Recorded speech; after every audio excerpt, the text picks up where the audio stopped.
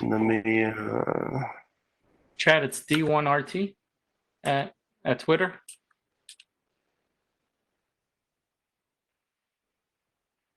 No, I don't even remember what my Twitter handle is. It's not D1RT. It's like, I don't even remember. I don't know. Not worried about it. All right. All right, everybody. Thank you very much for attending today. We have quite a group for today's meeting, and we have some special people today giving us a talk.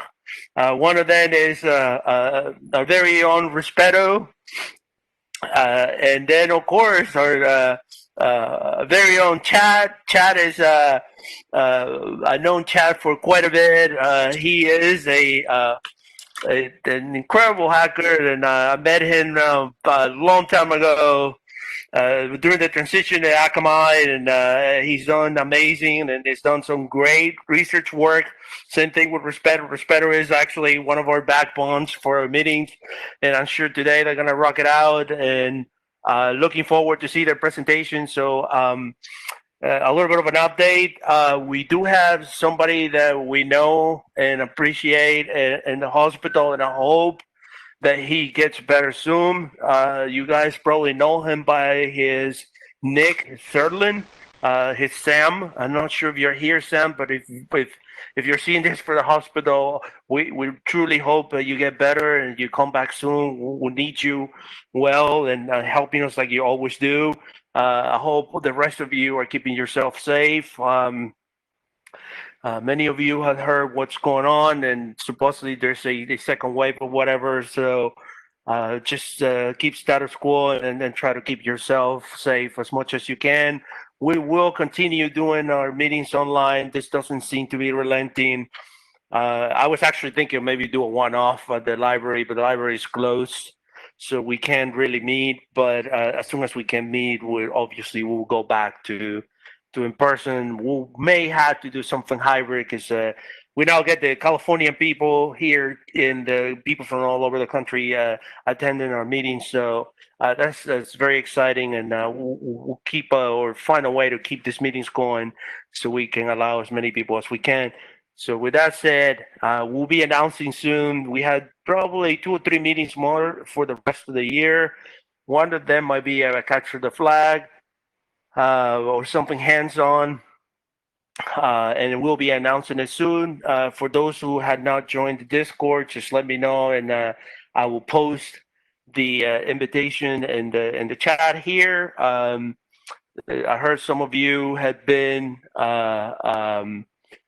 maybe affected by the layoffs. Please let us know. There's plenty of jobs out there, plenty.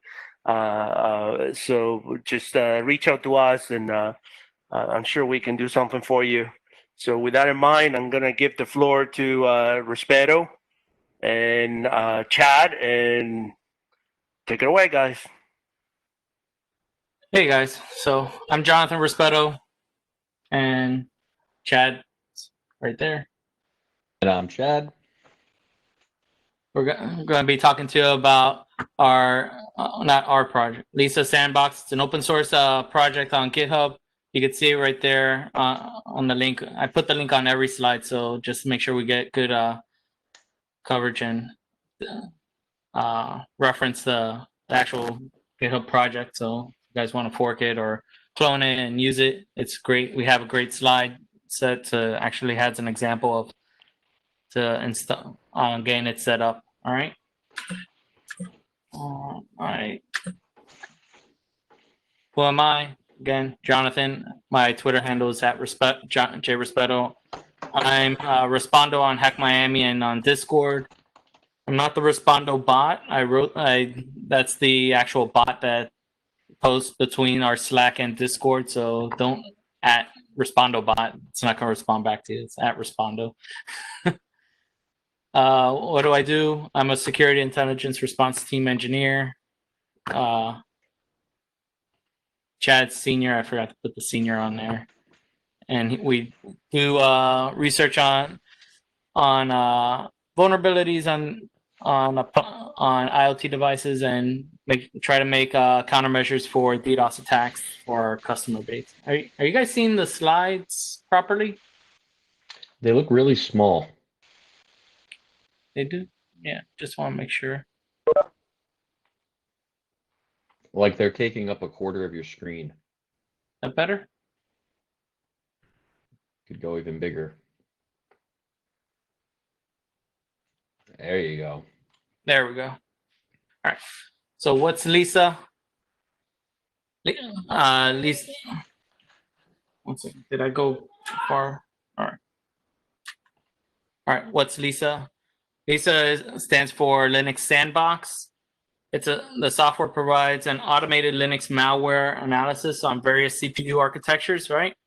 It utilizes QEMU, specialty kernel extensions, plugins to detonate, log, and generate reports for malware in a virtual disposable environment. Okay, you can again to just go right to GitHub, fork it or clone it, and if you really like it and do updates, contribute and post and pull requests are welcome to the project, I believe. Right. Chad, you want to talk about anything on this slide? So basically one of the problems that we had as we were trying to capture and analyze these different types of malware are competing architectures. And the nature of the honeypots that we've produced results in us fetching malware samples from everything from x86 to ARMS to Spark. In some cases, if we have an x86 sample, that's good. In other cases, if we don't have an x86 sample, we might only have access to a MIPS or an ARM sample. So our quest was to find a means, like in Cuckoo, you have Windows support, and they've had Windows support, and then they recently added Linux support, which is great. But our problem was they did not have foreign architecture support. It's in the works apparently, but they didn't have it. So what LiSa provided to us was an opportunity for simulation, or not simulation, but emulation of these foreign architectures to actually get execution of malware, which is something that we were working on internally anyway. But the people behind the LiSa project took it one step further than even we were thinking at that point, and they wrote kernel extensions and the actual framework for deploying these things on the fly to be able to give you low-level system hooks for monitoring system calls and network traffic and all of that stuff. So that's pretty much the really awesome part of this project that shines, is that if you're collecting Linux malware and it's coming in this wide array of potential architectures, it doesn't care. It will take whatever sample you pass to it. It will identify which architecture it needs to be run under. It will create basically an architecture specific sandbox, boot up a virtual machine on the fly, detonate it, and then produce a final result. So that's what LiSa is and why it is awesome.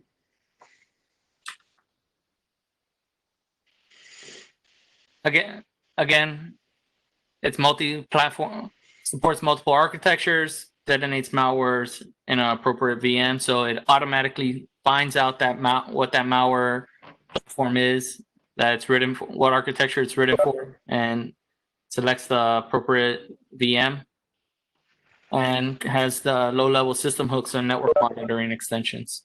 And all the reports are in JSON format, which it's pretty nice and easily to digest into other platforms. So one of our things is trying to get it to ingest it into either into our Elastic infrastructure, the actual report, and see what we could actually pull off of it. Some of you guys like Splunk. Splunk could easily ingest it as well into Splunk as well. All right. And it's easy to deploy. We'll show you exactly all the steps you need to just copy and paste and get this running on a virtual on a VSP. All right. What makes up LiSa? QEMU. It has radar 2 based statistic analysis. All right. Dynamic behavioral analysis and using system traps and kernel modules captures. Right. syscalls checks out for open files, process trees, and syscalls. It looks at network statistics and DNS and HTTP traffic. It also gives you prints out all of the telnet traffic or IRC communications on there. Endpoint analysis and right. So you could with blacklist. So it could tell you if you have a subscription to Maxmind GeoIP database, you could download. You could put in your API key into the system configuration. It'll download the Maxmind IP database for you and tell you, oh, these IPs are from China or Russia or Brazil or whatever country they come from, right? And it also has firehole blacklists, so that you could tell you, oh, these IPs are known C2s on the firehole blacklist or are spammer IP addresses. So it could tell you all of these IP statistics based off of a third-party list or a third-party service, right? It's scalable with Celery workers and RabbitMQ. So it based on the Docker configurations, it spins up 5 Docker images. Two of them being Celery workers, or you could scale it up to 10 Celery workers or a couple of VMs. Oh, and also you could scale, and it comes with 1 RabbitMQ server, an API server, and Nginx server, right? So it has everything's basically, you could call it through a REST API or through the front end. It's extendable. You could create your own modules, right, and add additional modules. Basically, everything's all of the modules and extensions can be written into with easily in Python, right? Not too easy. I guess easily, it depends on the scale of your knowledge set, but it's pretty good, right? So, Chad, you want to add into anything? Yeah, so I already touched on the QEMU emulation part. Radar2, if you're not familiar with it, I personally have grown to love it. It is a free binary analysis. It was originally created for forensic purposes and for file carving, but it has grown and grown and grown. It's self-contained. It has no external dependencies really, which means you can get it running just about anywhere. You can have it running on your phone. You can have it running on a Raspberry Pi. It's architecture independent. It also can understand multiple architectures, so everything from x86 to MIPS to ARMS, and this is all free. You basically get a free ability to hook into GDB. It has its own debugger as well. It's super awesome. You should look into it. It makes digging through and analyzing binaries palatable. It's got a learning curve on it, but I think it's a great framework. It's a great starting point, and you can automate workflows through it.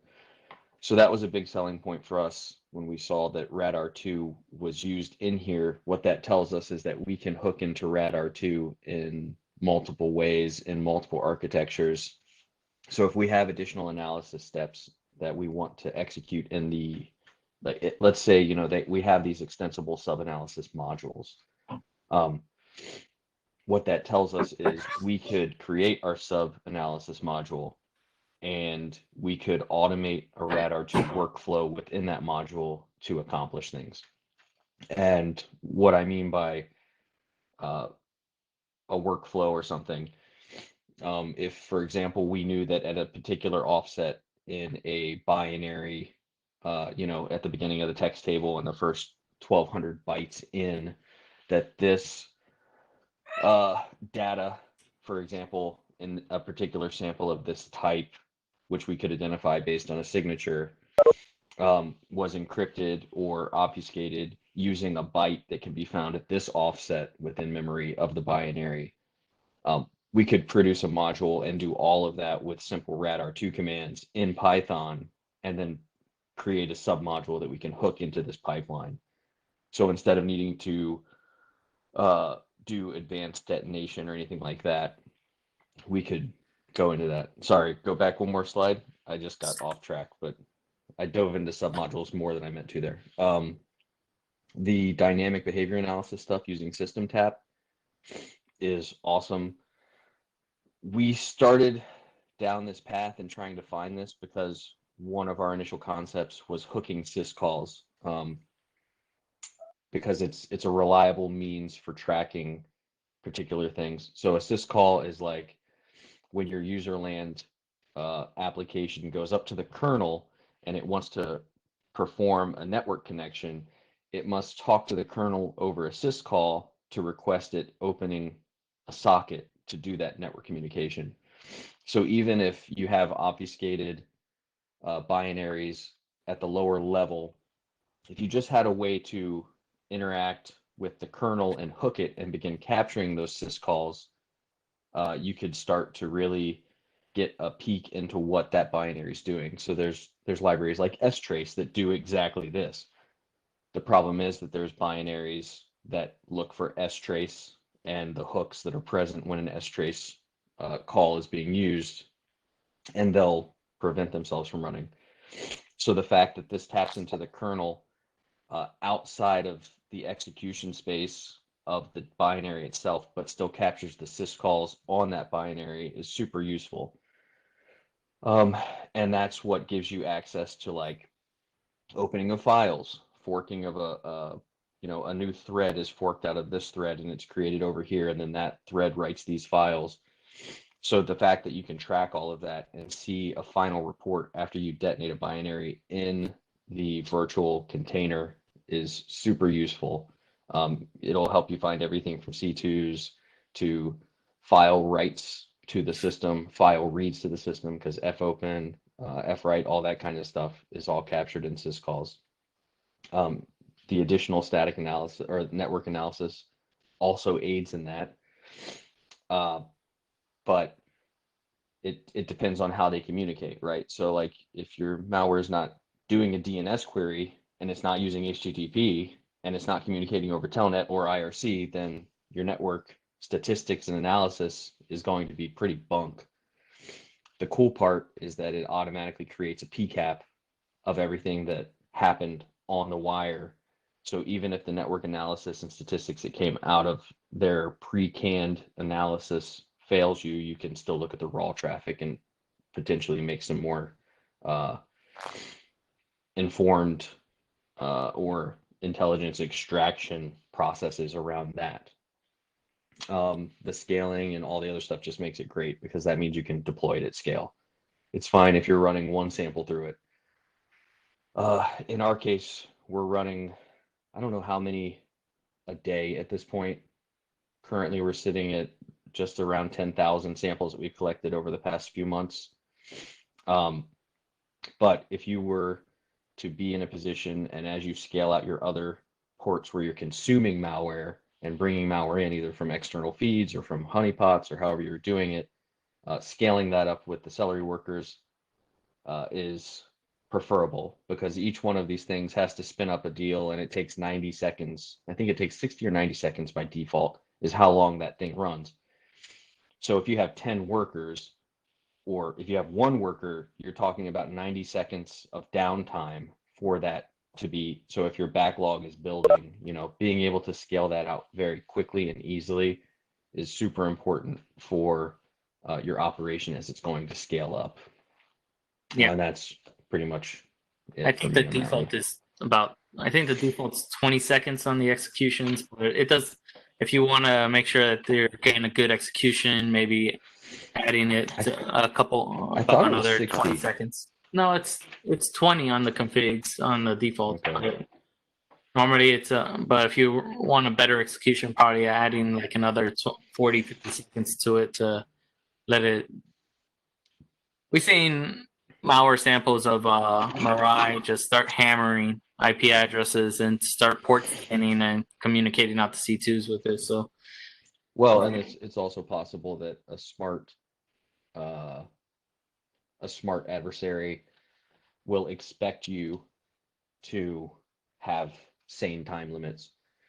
So, they could spin up their thing and then sleep for 2 minutes before they do anything because they're expecting you to detonate it. So being able to flexibly control those windows, and if you're finding that you're missing a lot of stuff at a smaller window, to be able to bump that up across your cluster and then also scale that cluster out to very quickly to deal with that additional overhead that you're now introducing to the system is super important.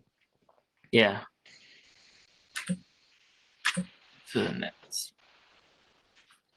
All right, submodules. Submodules are extensible bit of LiSa that allow you to create or modify functions of the analysis process. Right, by default, analysis submodules included are the dynamic, the static, and the network analysis, file system operation analysis, and automatic detections of and API virus total API hooks. Right, these submodules are written in Python. They're easily modified, and additionally, it's easy to add custom submodules of your own. Right, when I was looking through it, I don't think that the virus total submodule is.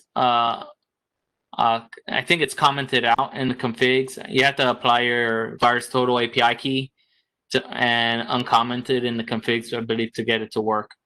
But but it's very useful to have. You could. Anything you want to add to this one, Chad? I think you spoke about it, submodules on the last one. I was muted, sorry. But yeah, basically, I mean, this is where a lot of your customizability will come in to where, just like I talked about the RadR2 plugin, you could have simpler or more complex plugins at this point when you're doing your analysis to potentially, like, let's say one of the features that this does not have, but may be beneficial, would be to get an actual memory snapshot of the QEMU instance at a certain trigger or something along those lines within the binary. And take do a volatility scan on it, or right. So this is where you could implement that kind of feature, because you would have a hook into the analysis process that tells you when the virtual machine is up and running and the binary is detonated. So you could say, hey, after detonation, wait so many seconds and do a volatility snapshot, and I want to be able to see what's running in memory of this thing. But likewise, you could do the same thing with RadR2 if you wanted to essentially detonate the thing, wait X number of seconds, or wait until a case, and then connect into the PID that was returned as part of that process, hook your debugger, and then start doing some kind of memory analysis at that point once this binary is unpacked. Cases like this, you may want to, like a submodule here that would be useful, would be identifying if it's UPX packed. And if it is UPX packed, unpack it and get the hashes before you detonate it, because that may be more relevant to what you're seeing. Like there's a string module that is in here, for example, that takes whatever binary you've submitted into the system and it runs strings over it, and then it takes the output of strings and actually stores it in the resulting report, so you can easily get a digest of all the strings that were in this binary. But that's going to be basically useless in a packed binary. So having access to this submodule to modify it to either UPX unpack it, or being able to write an additional submodule that will UPX unpack it before detonation occurs, or before that string module runs, are both kinds of like the example of the customizability and feature sets that you can either modify or add as you go forward, depending on what you need. And it's really what's going to make it's going to take you from off the shelf, something that works kind of well, to something that you can really hone and twist the knobs and make it work exactly how you need it to work for whatever your use case is.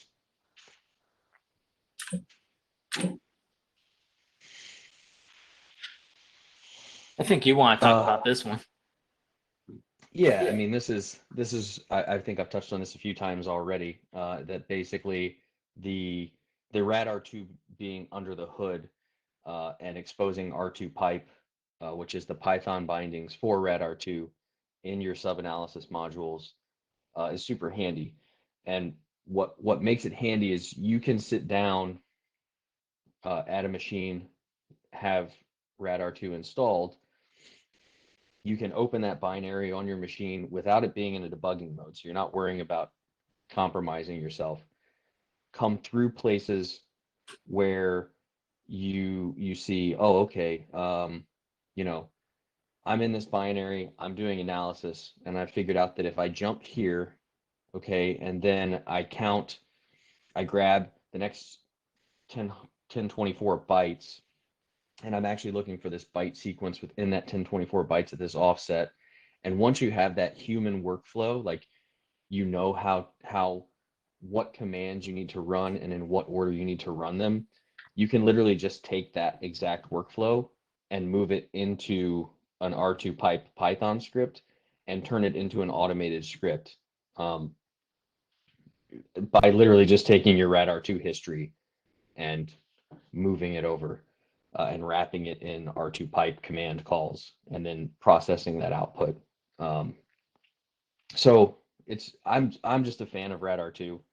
I think it's underappreciated, and to see it included in a project that we can leverage, and knowing what we can do as far as automation with it and how powerful it is just exciting for me. So I'm just trying to get everybody hyped on radar.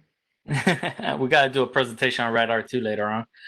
Yeah. Every time I shut the door and my daughter comes in here, I go on mute and I go stand up over there and I thought I locked the door like twice and she just walks right in. I'm like, what the heck? Is she like? She's a natural. She's a natural. Yeah, she's a natural hacker right there, just breaking into my room.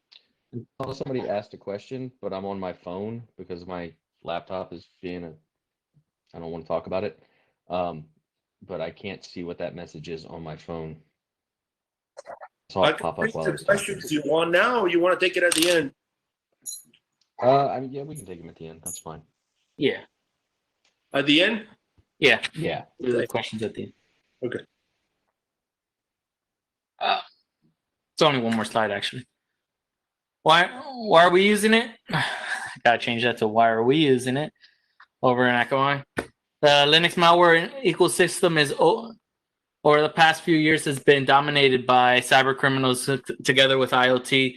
This means that Linux malware is captured by our honeypots come in many architectures, while some other sandbox detonate system support and detonation system support. These architectures like Windows, Cuckoo Sandbox, basically mostly Windows. There's other sandboxes out there that are mostly Windows. This one's been the one that we've liked the most. That's been mostly Linux based, and most of the IoT devices are just Linux based systems. They're not Windows. They're not Windows. What is that small Windows version? CE or some other. They've started releasing ARM versions now because they had to, because of their Surface Pro whatever's started running ARM architecture. So they had to actually bite the bullet and start producing Windows binaries and libraries in ARM. Well, we might start to do that. We might have to start spinning up a Cuckoo Sandbox for just those ARM devices too. But hopefully that's why Cuckoo's spinning up ARM. I will say that luckily, in the IoT space, nobody seems to be running ARM Windows-based IoT devices yet. So at least we got that. That gives us a fighting chance for a little bit. Yeah. But yeah, I mean, so to give you guys an idea as to what we're working towards and what we've been building over the past, I mean, it's been a pipe dream for a while. It's finally starting to come together after a lot of futzing around and figuring out what we want to build. But the workflow that we've constructed internally, it's a chicken or egg problem where we need to collect malware so we can build a proper consumption and identification pipeline. And part of that consumption and identification pipeline is obviously controlled detonation in a controlled environment at automated fashion, where we can potentially include customization as we further our research into different samples, into different functionality. And from an organization, we use this intelligence to protect our customers. So, what we want to do is proactively start identifying when the bad guys are compromising these IoT devices, get samples of the malware that they're downloading to those devices and executing, so that we can in turn identify what are the functionalities and features of this malware, but more importantly, where is it connecting to, and how is it connecting, where is it connecting, and what language does it speak. So if it's plain text, great. If it's binary protocol, great, we can reverse that. But our primary goal is being connected into their control infrastructure and essentially spying on them as they try to leverage these attacks. And then, if we have our foot in that door and we can have a visibility into what they're attacking, then we can identify if that what is our customer and begin proactively mitigating those attacks as they start to direct traffic at our customers. So for this pipeline, LiSa is that controlled and customizable detonation component. So we've been tackling it in pieces. The first piece obviously is, if you don't have the malware to detonate, then you can't really test your detonation theories or plans or customization. Yep. So starting at the honeypots, we got that sorted out, or at least partially sorted out. And then the next painful problem became, well, crap, this isn't just x86. This is what we need. We need x86 because we can emulate that and do all kinds of easy stuff with x86 because it's been around forever. But now that we're starting to see that they're hitting light bulbs and routers, now we have to get into MIPS and ARM. And this is kind of a frontier that is coming up and breaking out now, because it didn't used to have to be a problem. There was enough low-hanging x86 fruit, but now the lowest hanging, most vulnerable fruit is your grandma's modem. So Or this was the reality new refrigerator, or that new TV, or that new IoT TV. I mean, just to put it into context, like how weird of a problem this is, I think 2 years ago, one of our teammates, Larry Cash Dollar, was doing research into a binary. It may have been last year, but we were looking into a binary.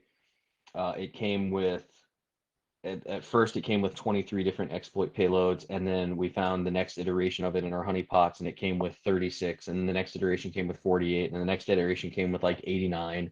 So, these actors they know what they're doing. They're identifying this low-hanging fruit. But as we started to dig into those different exploits and try to identify what exactly they were targeting, one of them was a crock pot. So somewhere in the world, there was somebody's crock pot that they're, slow cooking, a beef stew in, and it's also attacking a bank. So this is the reality that we live in now. Yeah.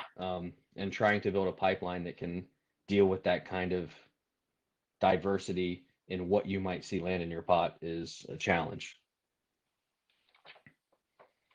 Who needs an internet connected crock pot for real? Yeah, it's so you can monitor your crock pot over your phone and adjust the temperature. Uh-oh, my beef stew. I'm gonna be an hour late. I guess I better lower this to the low setting instead of the medium. That's right. I need to set it to warm. It's done crocking and potting now. All right. Like I said, here's our lab setup. Not our lab setup, but an actual lab setup that you could set up within about 20 minutes. There's two sections. One is just getting the Linode setup going. I tried this on DigitalOcean on the $5 boxes. It didn't work. The Linode $5 boxes did work. So I just wanted to make sure I got the right one for that you guys could actually run and execute and go through the entire workflow, right? And the very important part is that this listens on localhost at the end. So what you need to do is you have to do this SSH connect to your Linode, right, on 4242, just so that you can connect to the Linode. All right. Let me see if I can get my screen going. Share my other screen. Share terminal.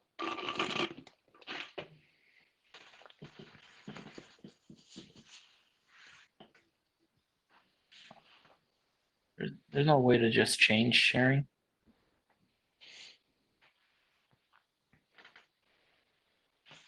Gotta love WebEx.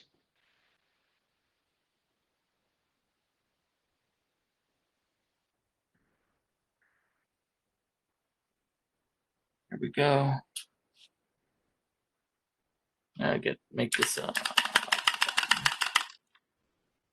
bigger. And while I'm running commands, we'll get basically I'm going to I already shared out the slides. Everyone has access to them, so we could go. Let me just get out of full screen mode. Oh. So you're gonna run through these steps. If it doesn't work, this is actually gonna work because I disabled the firewall. These were additional troubleshooting steps if you had problems, but I integrated them into the first set of slides in this slide. All right. What you're gonna want to do is reboot. Okay. And then here's some reference materials for LiSa. And my daughter's yelling at me through the door, which is really fun, you know. So it's breaking my concentration while I'm talking. 1 sec. All right. Stop sharing. Where's the escape? There we go. Now I could. So I'm still sharing. Great. So I'll go here. Copy that. And just paste all of that in. And while this is running, we could take questions. All right. Rod, you want to read off some questions on here? Yeah. Would there be cases where malware tries to detect it's on a VM and ends up hiding all these tools? Yes. Normally there is a, but malware does try to detect if it's on a VM and probably not execute if it's on a VM. It could check to see if it's if there's any Docker drivers or VM drivers, and say, hey, this is a VM. I'm not going to detonate on this or on this type of sandbox or try to actually run. There's also there's architecture specific flags and things that they can do. So if you are on an ARM device, for example, there are things that you can place in registers and then execute particular commands that will cause those registers to change in particular ways.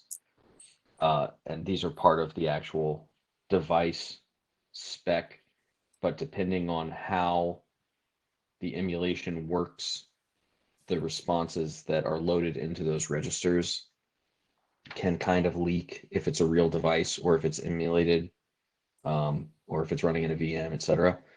So there are checks. A lot of the VM detect stuff is pretty rudimentary.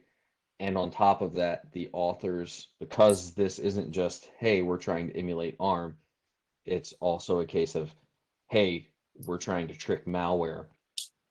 There's actually, I believe in one of the modules that we have here that comes with LiSa is a VM detect. So basically an anti-VM, anti-VMer, to where it identifies some of those edge cases where it knows that a VM detect is going to be attempted, and it patches around them or modifies functionality to trick the detection process. Once again, another beauty of the submodules. You may be able to identify those things during analysis and proactively patch against them. And I mean, proactively patch against them in the sense that like the underpinnings that are RAD-R2 do have the ability to do writing directly into a binary. So for example, if you know that they're not stripping this binary and that they have a function called, you know, exit VM or something, you could go into RAD-R2, run the analysis, find the function, figure out the length of the function, and then trace back to every place that it's called, and then NOP that function call to bypass that function. And you could do that automatically if you were to write a smart enough script. So this is one of those cases where, yes, it's possible, but yes, I can already think of ways to defeat it in an automated fashion. But it's one of those things where you don't know what they're going to do until they do it. And a lot of the samples and a lot of the actors that we see show up in our honeypots, they are not the highest. Like you're not going to come in here and find, you know, a nation state that is targeting another nation state with a highly targeted attack has accidentally dropped some really crazy malware into your, you know, your piece of crap SSH honeypot. Like it's not going to happen. So the level of your adversary isn't that high in a lot of these cases, and the VM detects will be pretty simple to defeat in a lot of cases. Typically what you see are timing checks, and those are usually more geared towards attempting to identify when a debugger is present versus attempting to identify when you're in a sandbox. Here's a good question. Are there any IoT devices on the market that are the least vulnerable? What architecture or models seen by you guys are the most hardened towards against a average malware payload? You know, I can't tell you what brand you should pick. I can only tell you what brands you should probably avoid. It's a lot easier, and it's in part due to our myopic view of the problem, right? So we're not going out and looking at all of these IoT devices that are rock solid and never have a problem. We're looking at a subset of infections that are targeting known vulnerable devices, and then we can start to find patterns across them. So like anything from ZTE, if you have one in your house, just fucking unplug it and throw it in the trash can, or take it into your lab and start picking it apart, because there's probably problems with it. We've seen ZTE be a big problem. There's another one from China that's basically, if it's from China, it's bad. It's a pretty general rule. Like DVRs, we've seen repeated problems with DVRs, but it's not just Chinese branding anymore. You know, we're finding stuff where it's D-Link and it's Zixel, and you know, some brands that have a reputation for being security oriented and being pretty decent, they also have problems. So I can't tell you what device you should get. I can say that I like Ubiquities personally. They seem to be pretty good. They're featureful. They're reasonably priced. I feel like the features you get out of them for the price are decent, and they've had their share of problems too. So you just kind of got to roll the dice. I don't know. I don't buy particularly cutting edge brand new network gear. A lot of the stuff that I'll buy will be a little bit older, and you can basically just take whatever manufacturer you're looking at and do a Google search for, Netgear CVE, D-Link CVE, Linksys CVE, and start to see, do they have a repeated history of CVEs. You can even go so far as to Google the model number of the device that you're looking at to see if there are known exploits that potentially impact it. But that's about as good as you can do as a consumer. Great. Here's another question. Have you worked on any industrial IoT devices with systems running variants like VxWorks or GE? I'll say that we haven't dove into those a lot. I can tell you that in our research while looking into some of this stuff, we have found industrial systems inadvertently exposed and probably compromised. But most of those cases there's like one that's called like Rockwell Automation, and they basically take these old systems and they provide this interface, like a serial interface that they can hook into this thing and then plug an Ethernet cable into it, and then you can get to that thing over the internet. So they're taking stuff that wasn't internet connected and making it internet connected. And we've seen a good amount of that, to where, you start searching for something and you're like, well, this is kind of weird. This banner looks a little bit different. It's not widespread. And then you find, oh, this is some Rockwell Automation connector. So you're not really sure what's on the other side of it, and you're not going to figure out what's on the other side of it until you break laws.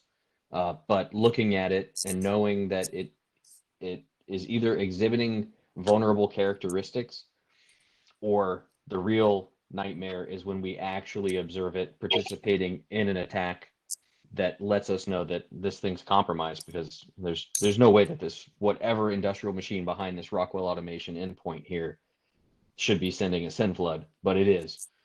So, there's cases like that as well. Here's another one. If you have heard of a coffee machine getting ransomware. I haven't heard about that, but I totally believe it. There was a guy a couple years ago that was running what's called BrickerBot, and basically he was getting sick of all of the IoT kids running around, taking over everybody's this or that. So he took it upon himself to take the same exact exploits that they were using. And then once he got into, and I say exploits very loosely because a majority of that attack was just weak SSH credentials that were not changed on the devices, either because they couldn't be or because of owners didn't know they should change them or what, but they had really bad credentials. So what this guy was doing was going around the internet and SSHing into these things in an automated form. And then once he connected into the device, he told him to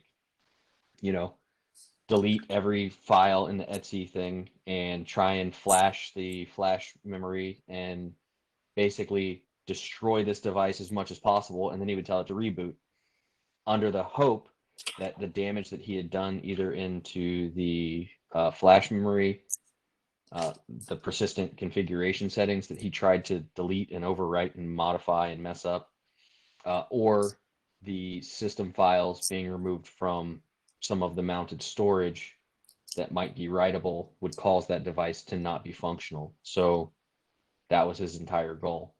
So to hear that somebody is trashing or ransomwaring a coffee pot sounds totally reasonable. They probably didn't mean to, but they did. Here's another question. I'm sorry, they meant to, but they didn't know they were doing it to a coffee pot. I'll put it that way.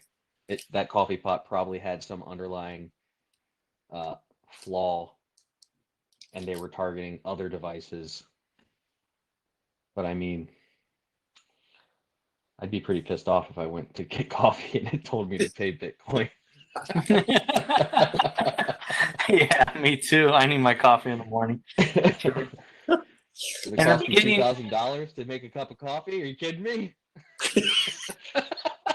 In the beginning, as it's spinning up, you might see some errors that it's not working. It's because, or that the worker can't connect. That's because the RabbitMQ server didn't finish spinning up. So the Celery worker actually starts connecting again. See, it can't connect here because the RabbitMQ is still getting configured down here, right? So it gets configured, and then it actually starts working. It gets connected again. All right. So right now we're up. The Lin node LiSa is actually running on this Lin node. All right. So right now what we have to do is make sure we get an SSH connection to it, or connect to it again.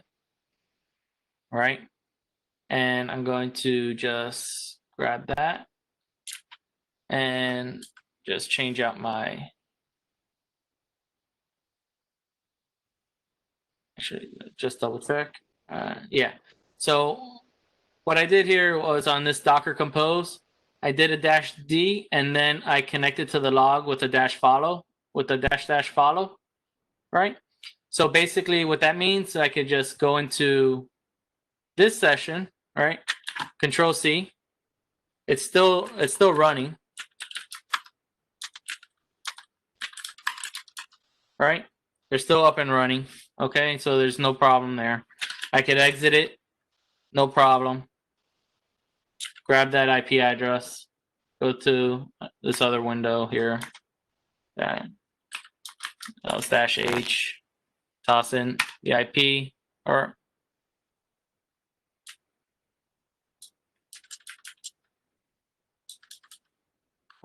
what's going on here?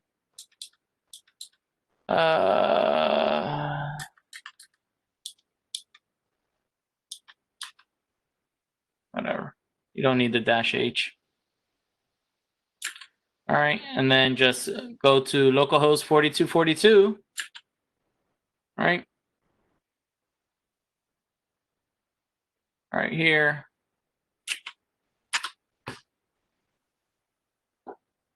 And you're connected. All right. What's good about What's good about this? This isn't running on your laptop anymore. Now you could just submit a file. All right. Select the file. We're gonna go ahead and I cloned this already on my laptop, so I have the test. There's test files, right? So we could run a test and just make sure that it's uploaded. So one of the issues that I had when setting up the lab is that we needed to update the Celery from version, just basically tick the Celery version up one, because there was like a sub dependency that was erroring out, and that needed the .1 version of Celery, the 4.3.1 version of Celery, right? And you actually have to do chmod 777 the storage directory, or else you can't upload from the web interface to have the analysis run. One of the things is that how this is set up is that all of the VMs are sharing a volume on the actual main system. So you can't spin up 10 servers on Linode and scale it out. But it is doable. You can scale it out if you set up volumes on Linode and then have it share the same volume on all the Linodes. So if you do need to scale them out or turn off Linode VMs and turn them back on if you don't want to pay the bill for having like 10 machines going. It's just a little bit more Ansible automation that you have to do. and then just map the store so that they all share the same storage directory. But it is doable to share the same storage directories, all right, so that they could all write. And then after a couple of minutes or 25, 30 seconds, you should see a result, right? And right here, you click on the results, and it starts displaying all of the JSON files, right? So you have the report, which is basically these reports, right?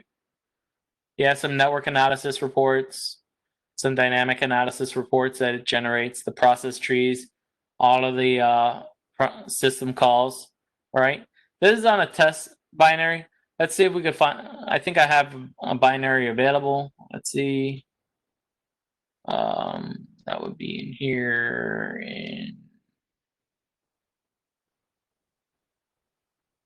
Take this out. Oh, those are PDFs, PDFs, PDFs.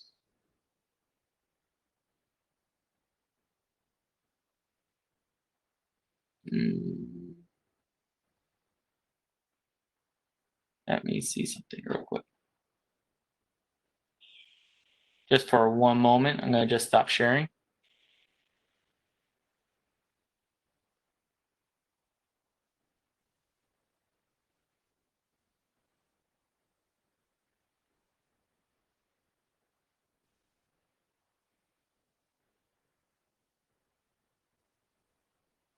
So, Chad, how's been your day? Let's see.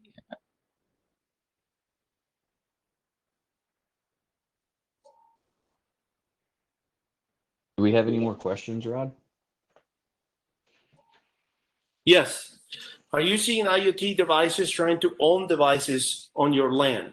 Is there even a market for moving sideways in a home environment?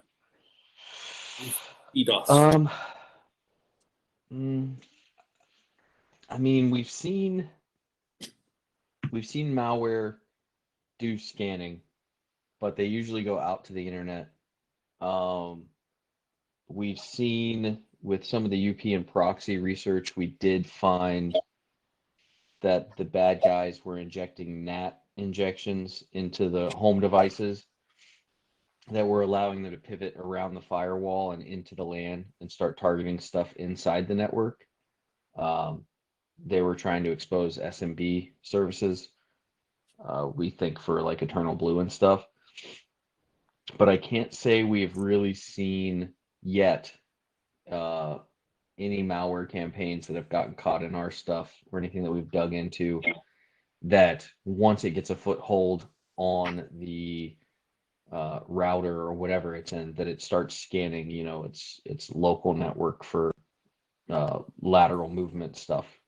I'm sure we will. It's only a matter of time until we do, but we haven't yet. Somebody made a comment on PLC SLC 500.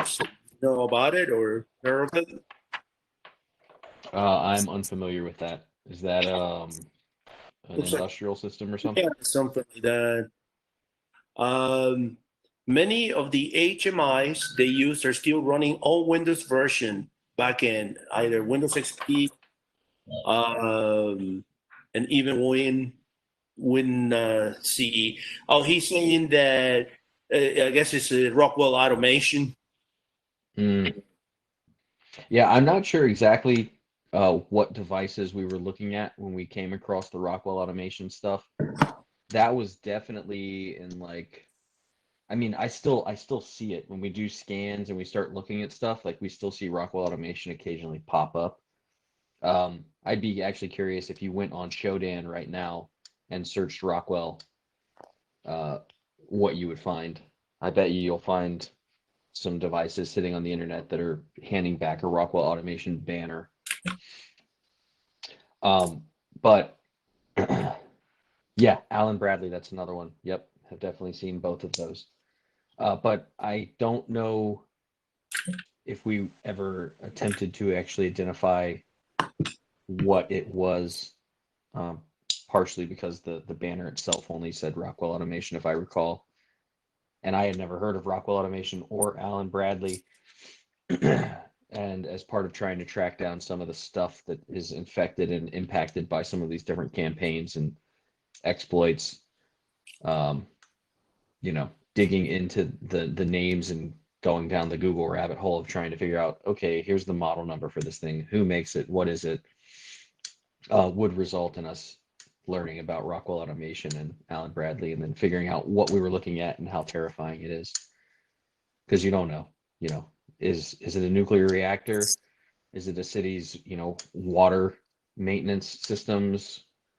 Right. Is it some industrial furnace for a school? You don't know. Right. Respeto, you want to continue or?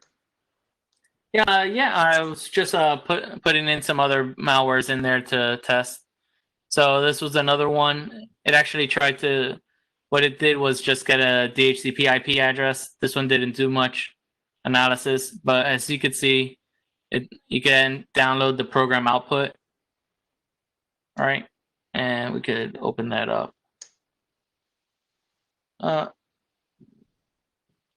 Basically, a lot of these don't run a lot. If you get a malware, sometimes it might just be bunk, it not going to run, or nothing's going to happen to it. If you go ahead and if you're testing a lot of malwares, like let's see, this one failed, right? And it gives you a reason why. It's not the right architecture. It was a bin file, so it didn't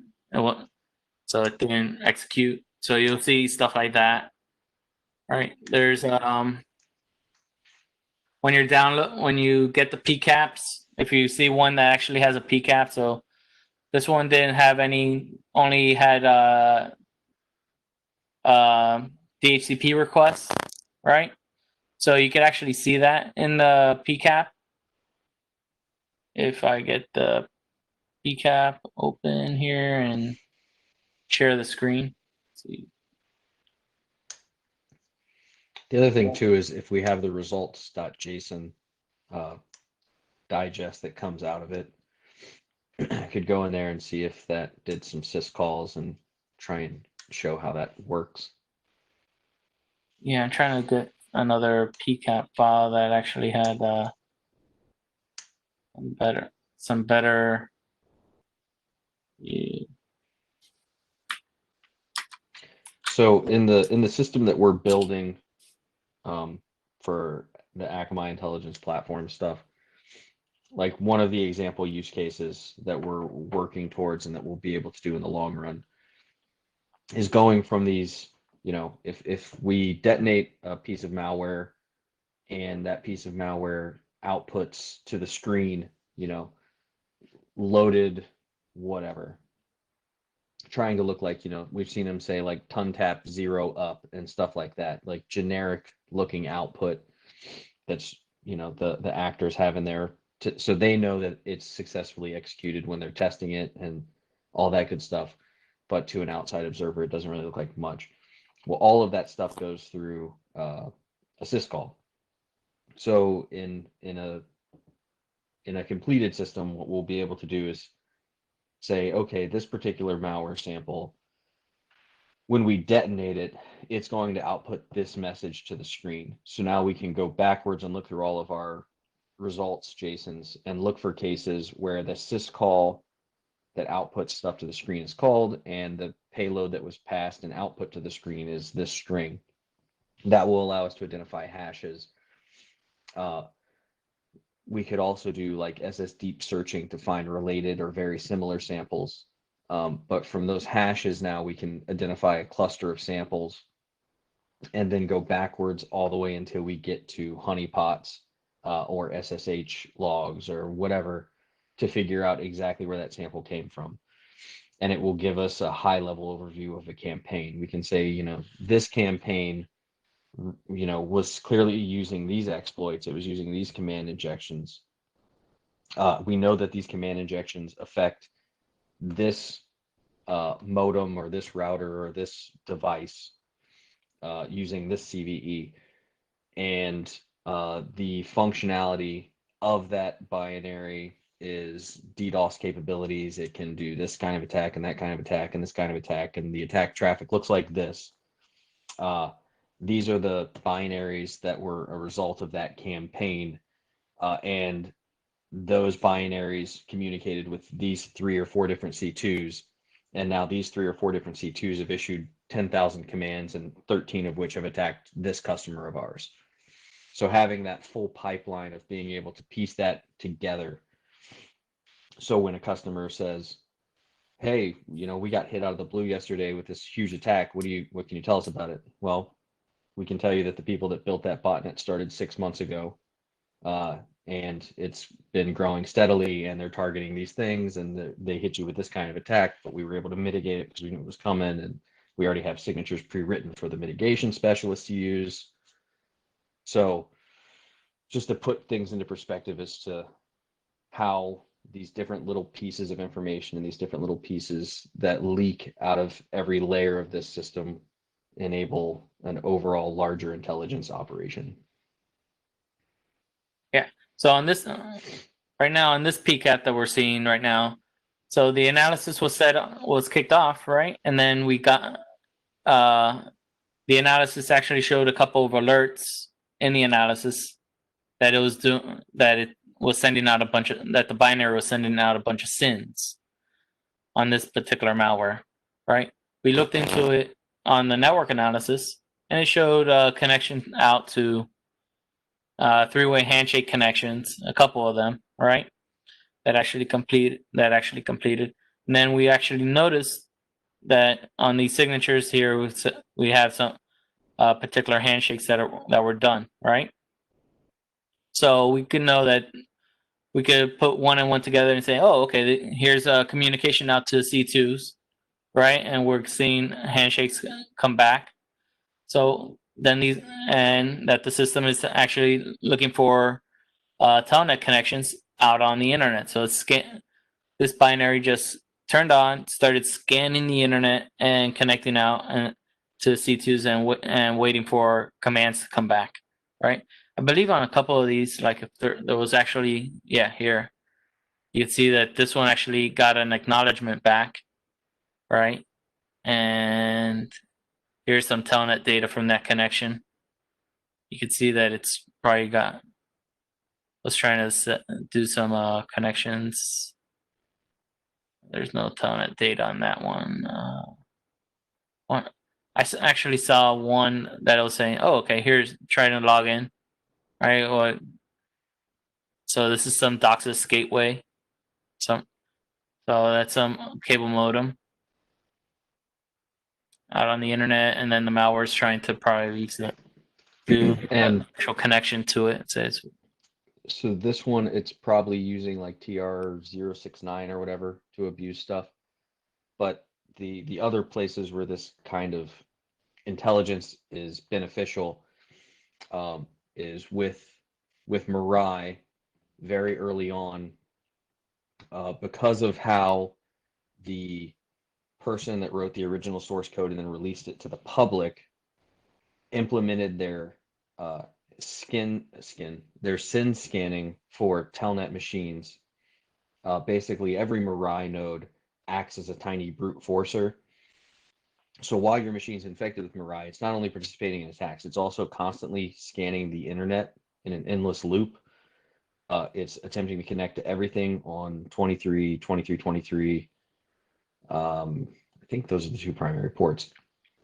And then once it successfully gets a connection back from a device, it then runs through a list of credentials, and it attempts to log in and sees if it successfully logged in. And if it hasn't, it disconnects and reconnects and does another login attempt until it successfully connects. Yep, exactly. Yes. I love chicken nuggets. And then once it identifies that, hey, I have successfully logged in, it doesn't go through the process of infecting that machine. It reports that machine up to a higher level piece of infrastructure.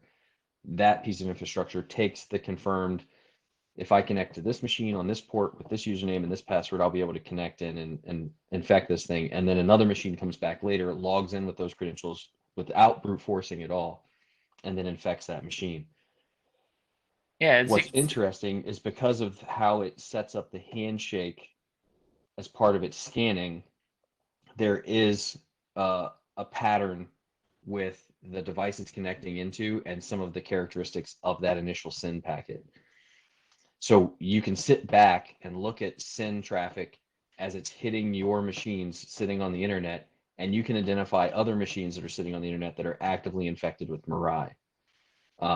In some cases, that's super beneficial. And having this level of data collection from your sandbox, not just saying, hey, it talked to this DNS and it did this, but having the actual raw PCAPs and being able to analyze the raw packet data that came out of this malware can lead to those kinds of discoveries. So that's yet another reason why LiSa is awesome, because it automatically captures all this stuff for you. At some point, I did see that it was also, it pivoted and started to scan the internal network as well for Oh, devices. Well, there Yeah. you go. That answers your question. I hadn't So- seen that yet. Yeah, because here we're seeing, look, it's trying to scan the internal network, the 10.2 network as well.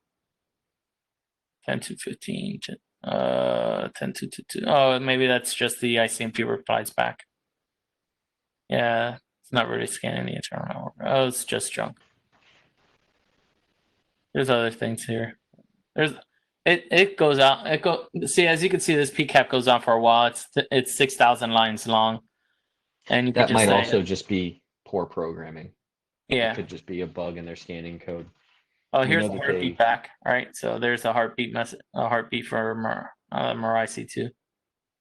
Yeah. So it was trying to communicate out. So this is a very interesting PCAP to go through when you're as soon as you get your analysis set up, right? Actually, I did see something that was interesting. Or was something else, actually. Or was that? But like in our use case for this, we would look at not just that it's doing the scanning and whatever, that successful communication to and from the C2 is handy to know. It's handy to know that this sample communicated to this IP on this port, and great. But in the case of Mirai, and in the case of other variants of malware, actually, it uses a binary protocol, and that binary protocol requires a certain set of heartbeats and handshakes be delivered in a certain order with a certain timing. Additionally, they pass in a string as part of that handshake. So you'll see the binaries detonated on the system, and they'll call it DVR helper, but then they'll pass a string that's pwned, and the C2 itself could be identifying that string in the heartbeat and either responding or not responding based on that string being present. So while a generic communications response tells you a lot about where it talked to, looking for that heartbeat or those standardized types of communication that you can expect, if this thing is living on port 23, the C2, but then it's also scanning the entire internet for port 23, how do you find the C2 looking at a list of IPs that all say port 23? Well, you have to go one step further, right? You have to look at the communication, the conversation that happened between those devices. Mm-hmm. And because it's not sending textual data, you have to do it at a hex level. Like you want to look at the actual bytes of the communications. And with Mirai, you see null bytes are the opening handshake. You see a couple null bytes, a handshake payload. You see a time window, you see null bytes returned, you see null bytes returned, you see null bytes returned. So looking for those kinds of patterns in the resulting PCAP will be how, for example, we will identify C2s going forward in an automated fashion. So just like we have these sub-analysis modules, we will write modules that say, okay, the analysis is run Now it's time for us to analyze this PCAP. Like, they did a good job of telling us the DNS and the telnet and the IRC. That's great. But we want to identify a C2 and potentially a family. So we may run through that PCAP data and say, hey, did we see any communications where it had these bytes in this order? And if we did, that tells us A, we found a C2, and B, what type of C2 have we found? And then we can report that back into the final report, which we can then use to track in an automated fashion the C2s that are running these botnets.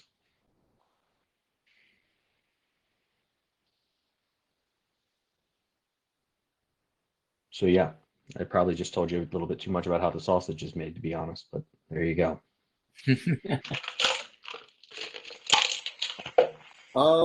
I think there's another question here. Are wearables and EVs becoming part of the IoT malware campaigns? Any new attack vectors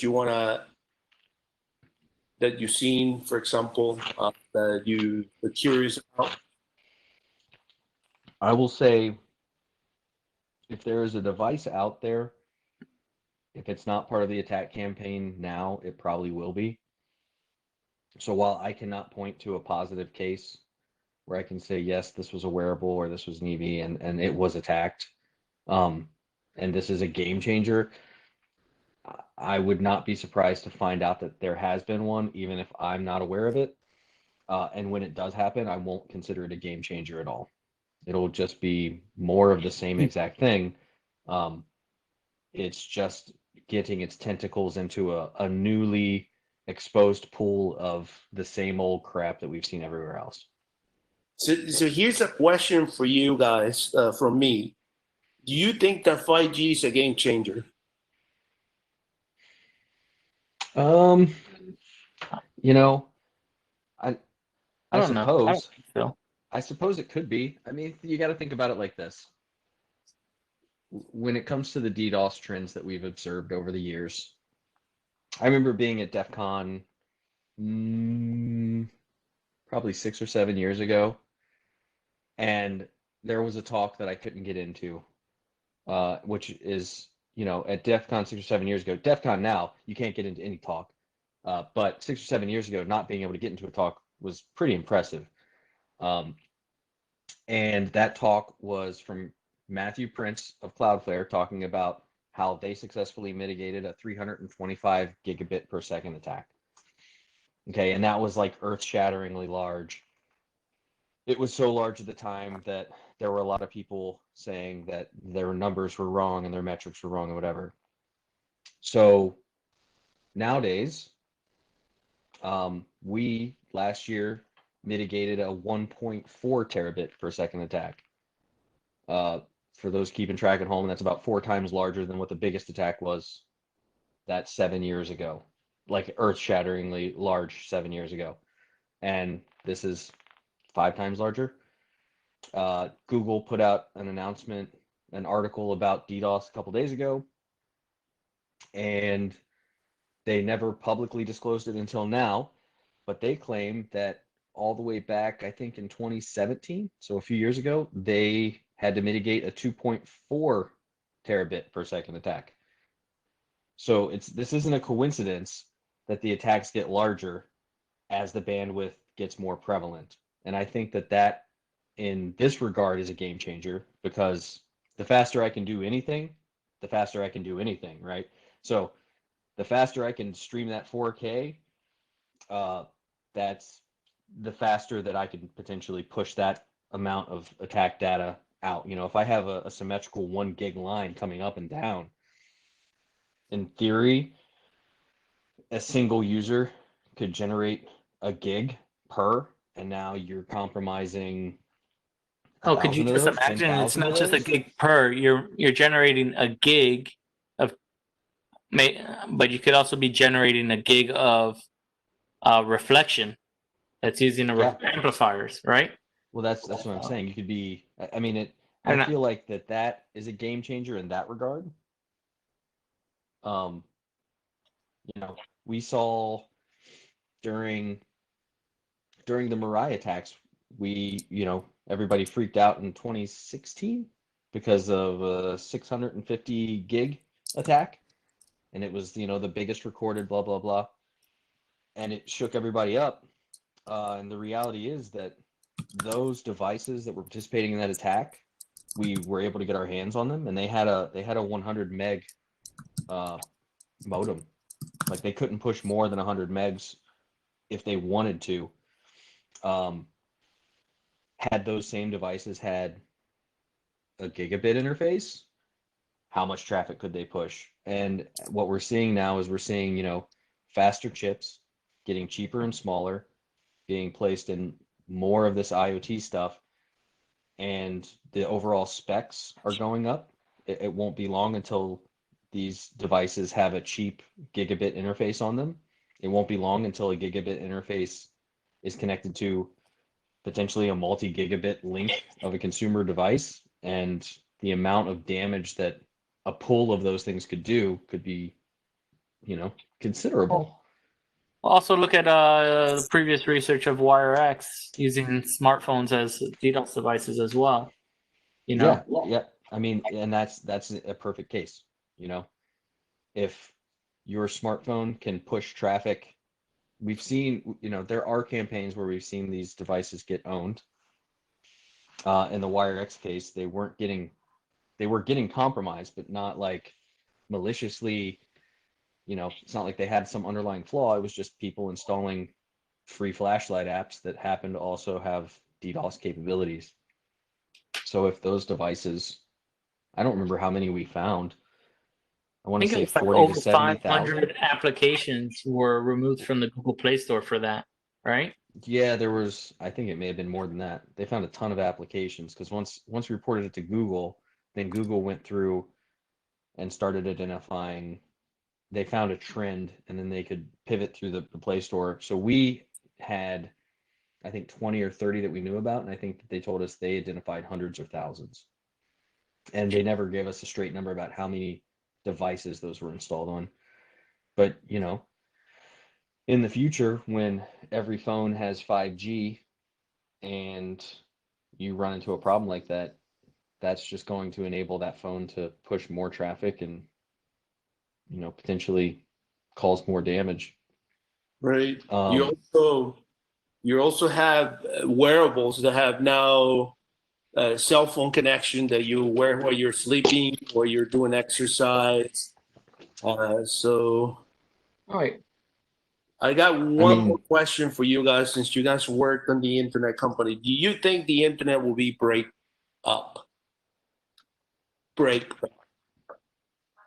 up, like yeah. antitrust stuff? No. I was told once that in an unclassified meeting I have somewhere that they were expecting at any time a catastrophic attack, that it would be so bad that the government would say enough is enough. We're not going to allow you anymore to access our military or government, or we're just going to break up where the utilities connect. And we just leave this like, cable TV. That hasn't happened yet, but I've been told that they are preparing for that. What is your opinion? I mean, you're talking about splitting of civilian and industrial and like governmental networks? they break it up, like you pinging, for example, a university or a hospital in China or Russia is never going to happen again. We're just going to break up. I don't know. I mean, who knows? To be completely honest, I could make arguments against it. I can see why somebody would want to do it. We see governments disconnect their countries themselves whenever there's social unrest.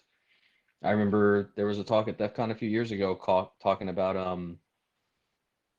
how to get your message out when the government tries to shut you up or something. Mm-hmm. And even during like the Arab Spring, they were, I think like in Libya, they had cut off the internet, and they started bouncing satellite signals and using ham and stuff to basically go around and they had the backbone cut, so it wasn't like, oh, they disabled the DNS, which we've seen them do, but it was more a case of like,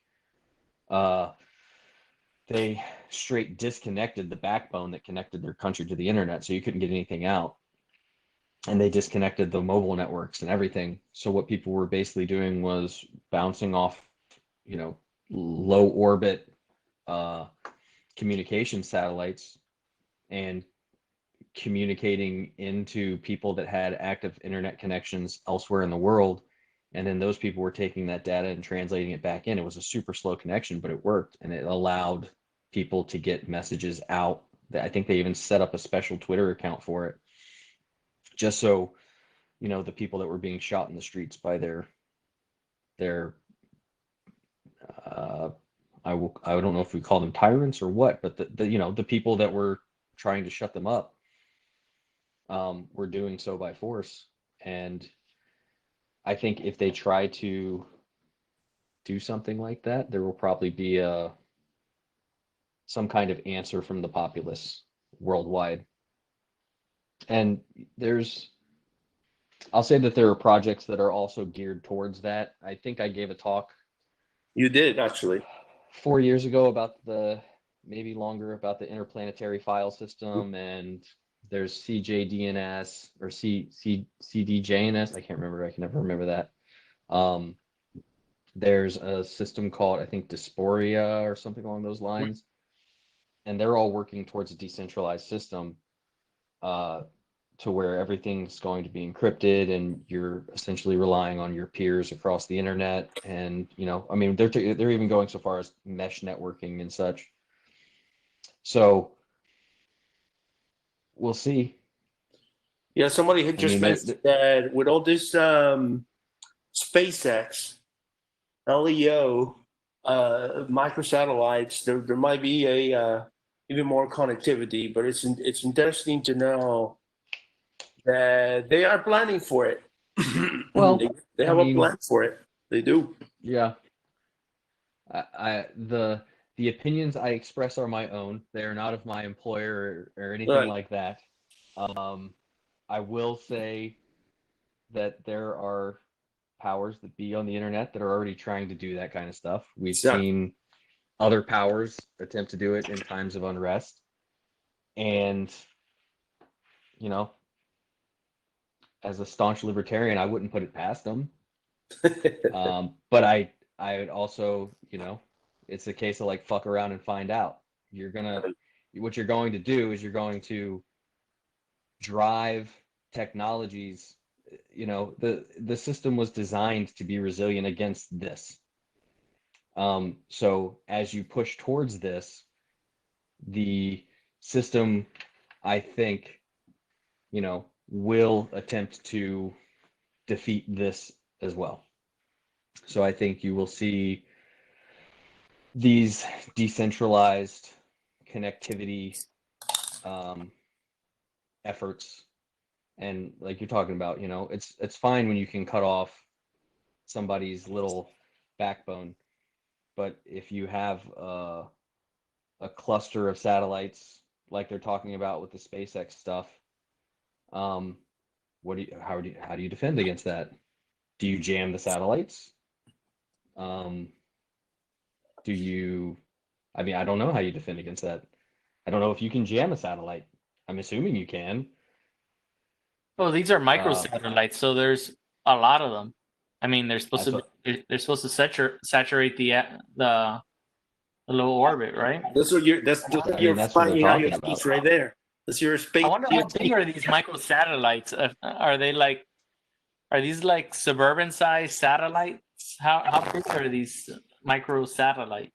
I had no idea. This is something we're gonna have to have somebody come and give us a presentation, because it said that this is something new that we don't know about it. I truly thought when we play at the what's his name, the Hack the Satellite thing, that we were actually got an antenna. We never actually got to play with a real satellite, but that's something that is something that I'm looking at, and probably find somebody that can come and give us an explanation, because it's definitely something we need to take a look at. Well, I think it's also, like if you start jamming a satellites, what does that mean to other governments? If if it's a distributed network, I mean, we're already seeing like in terrestrial networks where one government does something and the whole world gets mad at them. If you were to do something like that at a satellite scale, there would definitely be collateral damage, right? So if you're going to be blocking or jamming satellite communications to shut down this form of communication you don't like, and it starts to bleed over into a sovereign nation next to you, is that calls for a war? You potentially censored a significant portion of their populace as well. Do they have a right to defend themselves? I don't know. It answers a bunch of weird questions, or asks a bunch of weird questions that I don't really have answers for. All because of a crock pot. Yeah, right. This is why we can't have nice things. This was amazing. Good. Thank you very much. Let's see if they have any other last questions. This was pretty amazing. If you jam one, another will be along in a minute.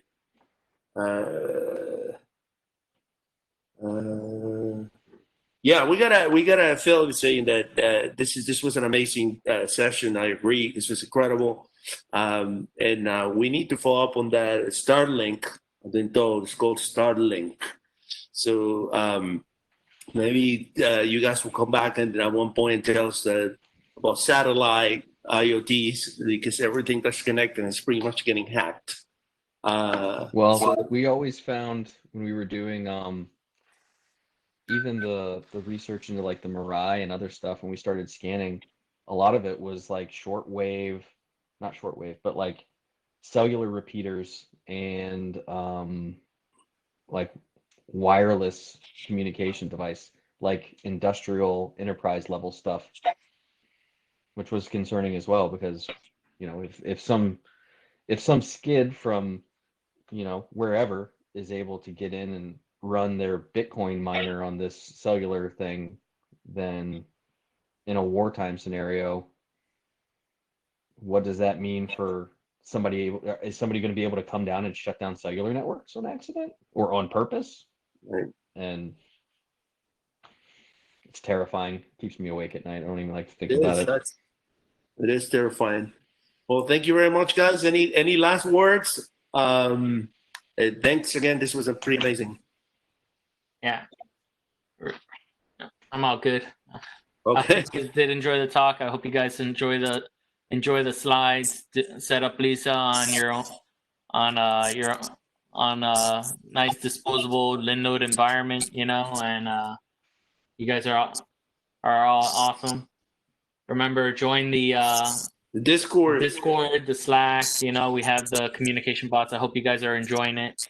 I know I was supposed to give a little talk or like a rundown on how to use Discord. I kind of got that disconnected on that time. I was in the middle of moving into a new house and stuff, and have to rip out some pink carpet behind me. But I really hope that this talk, you guys really enjoyed it.